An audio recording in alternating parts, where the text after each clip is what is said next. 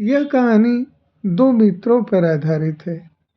दो मित्र थे, उन दोनों में बहुत ही गहरी मित्रता थी।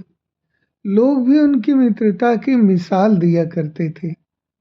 संजोग बस एक बार उनमें किसी गलतफहमी के कारण मनमुटाव हो गया। वह मनमुटाव दुश्मनी की हद तक बढ़ गया। कल तक जहाँ दोनों मित्र थे, आज वे एक दूसरे की शक्ल तक देखना पसंद नहीं करते थे। गांव के सभी लोग हैरान थे कि उन दोनों मित्रों में दुश्मनी कैसे हो गई। आखिर क्या कारण है जिससे दोनों मित्र एक दूसरे को फूटी आंख भी नहीं सुहाते। एक दिन उनमें से एक मित्र के पिता की मृत्यु हो गई।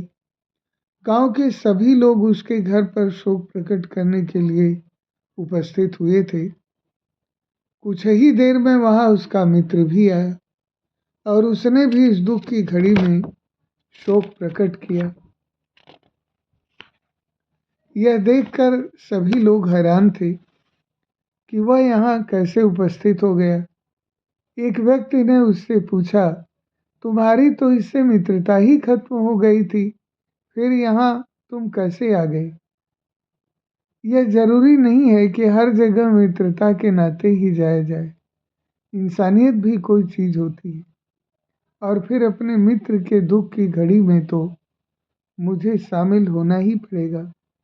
भले ही वो मुझे ना बुलाए, लेकिन ये मेरा फर्ज बनता है कि दुख में मैं उसका साथ दूं।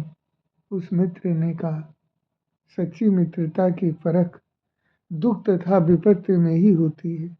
बेशक दोनों मित्रों के संबंधों में कटुता आ गई थी, परंतु जब एक पर दुखों का पहाड़ टूटा तो दूसरा स्वयं को रोक न सका। हृदय से जो संबंध एक बार जुड़ जाते हैं, वे फिर कभी तोड़े से भी नहीं टूटते।